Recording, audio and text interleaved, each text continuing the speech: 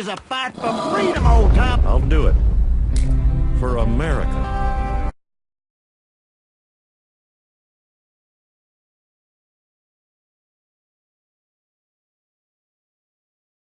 Lemonade for sale. Lemonade for sale. Stossel lemonade. Is everything illegal in America today? Wait. I can't give it to you. I can get in trouble. We were just selling lemonade. I go to the front door. There's about 6 or 7 black vans, all with guns, enough to scare the crap out of you. The police came after this grocery store. It seemed like they thought we had cocaine in the papayas or something. How are you going to tell me what I should and shouldn't eat? Most Americans support laws against prostitution. But what if it were legal? Here it's safe. What if drugs were legal? One country's tried that. I think it's working. But not in America. Here, politicians keep passing more rules. Every day I look over my shoulder, okay, what are they going to find illegal tomorrow? You have no idea what you're up against. This could happen to you. Show me the man, and I'll show you the crime. You say if you followed me around, you'd find 3 felonies? Well, that's actually an understatement. In America these days, it's like everything is illegal. What's more American than opening a lemonade stand? Would you like some lemonade? Yes, please. Who's first?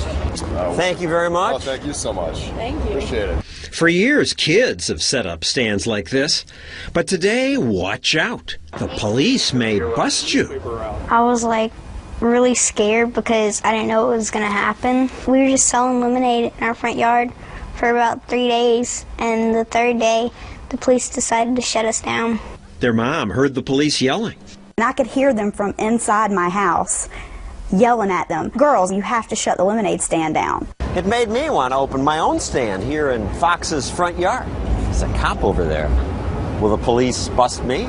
There are so many vague laws that everybody arguably could be caught up in it. Lawyer Harvey Silverglade says America's avalanche of new laws, this is just what the feds added last year, makes criminals of just about all of us. Every citizen arguably could be shown to have violated some regulation in these stacks, and that's the danger to liberty. The police never told these girls why they were shut down. My husband stopped at the city hall to try to find out, and the city official laughed at him and said, "Really? They shut your lemonade stand down?" And he says, "Yeah, I'd like to see what law I'm breaking." She didn't even know. Eventually, the police chief explained. We were not aware of how the lemonade was made, who made the lemonade, or what the lemonade was made with. We understand you guys are young, but still, you're breaking the law, and we can't let you do it anymore. Appleton, Wisconsin shut down these girls' lemonade stand. And these kids in Texas were stopped too. They said that you needed a permit to sell. In Hazelwood, Illinois, Caitlin and Abigail Mills sold Girl Scout cookies from their own front yard. But then the city sent them a letter ordering them to stop. I looked at it and I was like, what? Cookies, come on, it's Girl Scouts. All these people ran afoul of laws they didn't know existed and still don't understand. They're ununderstandable. Not only to people like you who are not lawyers, to people like me. I am a lawyer, and I can tell you, I don't. Incomprehensible to they're you. Incomprehensible to me. Even the police don't understand. She said the Roberts Kids Lemonade stand violated the law, but 2 officers the previous day bought lemonade from them and tipped them. in Scottsdale, Arizona, Dr. Reed Tarazi is accused of breaking the city's nuisance and property maintenance ordinance. His crime? This tree in his backyard. It's the wrong kind. They said if you don't remove the tree, you'll be fined $2,000 a day. Or I could face imprisonment for 6 months. You bought the house partly because of this tree. Yes. But it turned out this tree wasn't on the Planning and Development Services Department's list of approved trees. It's odd because there are a bunch of them in the area. And so you point this out to the authorities, and they say what? Let us know who they are, and we will cite them as well. In California, Stephanie and Chuck Fromm were fined for holding Bible studies in their home. Need a conditional use permit, CUP, to hold meetings. Okay, and that's tricky. It goes down this road of traffic studies, earthquake studies, land studies. This can be tens of thousands of dollars. You then ask them how many people make for a meeting. And the code enforcer and his boss that was there from the planning department said more than 3. And you have more than 3 kids. I have 5. Famous people accused of breaking the law can fight zealous prosecutors. They can afford the expensive lawyers who often get them reduced sentences or acquittal. But what if you're just an ordinary businessman and you import these guys? Watch out. You could go to jail for years. We didn't catch the lobster. We didn't see the lobster. Abby Schoenwetter used to import seafood. Then authorities said, "You're in trouble." I did the same thing for 13 years, over and over. Clear customs and FDA, bring the lobster tails in and sell them. Nobody in the government ever had a problem with that until that day when they walked up on the dock and said, "Don't offload your lobster tails." Customs shows up and says, "Stop unloading, put them back." We put them back and we were wondering what the heck happened. They didn't really know the answer. We know that, you shouldn't murder and you shouldn't steal. Those are intuitive laws. That's old-fashioned. Now, the laws are much more technical and vague. The government eventually said he broke 4 obscure regulations that are on the books in Honduras. That said they had to be packaged in 40-pound boxes. We had them in plastic bags. Everybody was using plastic bags. I started in 1986 and was always doing it the same way. In the end, even Honduras said, no, you've got it wrong. It didn't matter. 7:30 in the morning. There's about 6 or 7 black vans. There's FBI, IRS, National Marine Fisheries Service, Customs. There's about 13 of them on my deck, all with guns. And that was just the beginning of Abby's nightmare.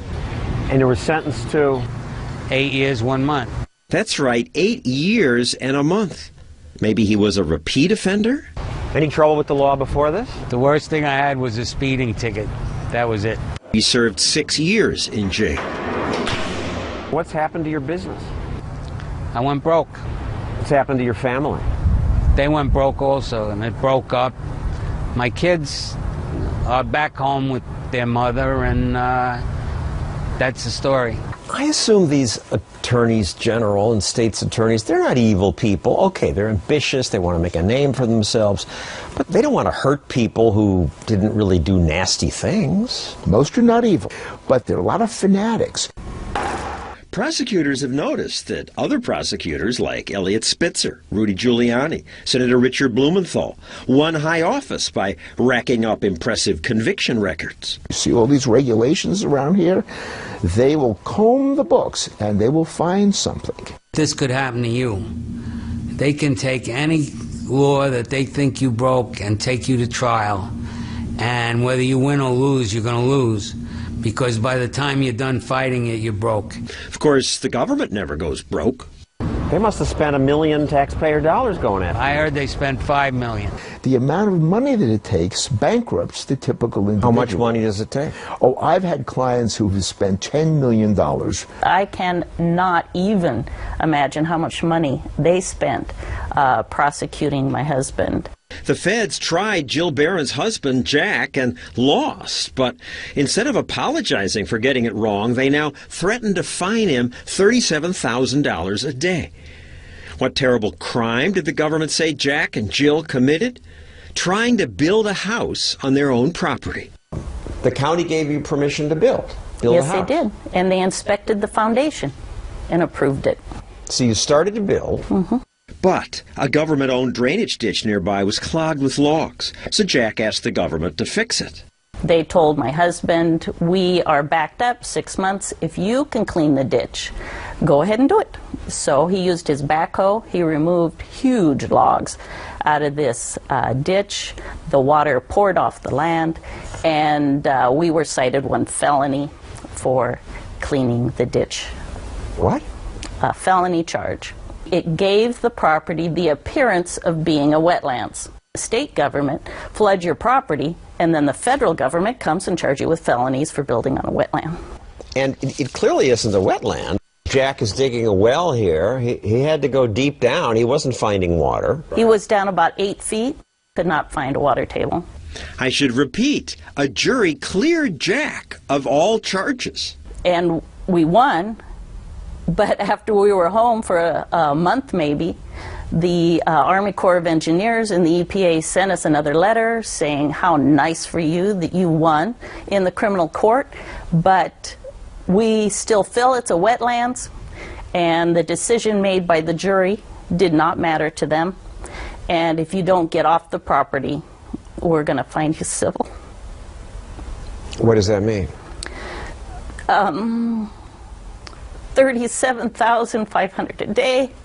They've had to sell their home. Now they live in a modified trailer. So this is already almost taken everything you have. Well, yeah, or I wouldn't live like that. And their life savings? We'll be bankrupt, obviously.